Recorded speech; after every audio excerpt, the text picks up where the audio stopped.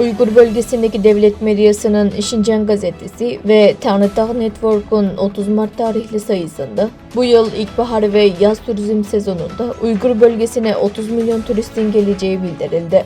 Şincan TV'nin 11 Nisan tarihli sayısında şu anda Tanrıdağ'ın güneyi ve kuzeyinde çiçek mevsimi turunun devam ettiği ve turizm gelirinin geçen yılın aynı dönemine göre %36 artışla 27 milyar 514 milyon yuan olduğu bildirildi.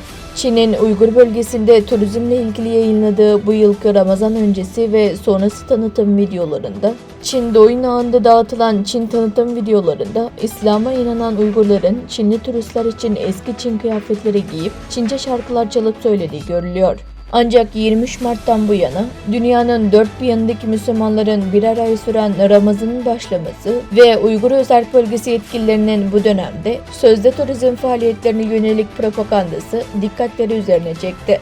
Almanya'daki Dünya Uygur Kongresi Yürütme Kurulu Başkan Yardımcısı Turvancan Alaudun'a göre dünyanın dört bir yanındaki Müslümanların Ramazan namazı kıldıkları Büyük Ramazan ayında Çinli yetkililer turizm adına dinsiz Çinli turistlerin sadece Uygurların değil, tüm Müslümanların İslam'ın kutsal mekanları olan camileri ziyaret etmesi dine büyük hakarettir. Turvancan Alaudun, Çin yönetimi altındaki Uygur Müslümanlarının yıllardır Çin hükümeti tarafından çeşitli dini zulümlere maruz kalmasına rağmen tespit edilen koşullardan mevcut durumda Uygurların dini inançlarından tamamen mahrum kaldığını ve Çin tarafından asimile edilerek bir soykırım yaşandığını söyledi. Uygurlara hedeflenen ırk ayrımcılığı ve etnik asimilasyon gibi bu tür soykırımsal durumlardan tüm dünyanın endişe duyması gerektiğini vurguladı.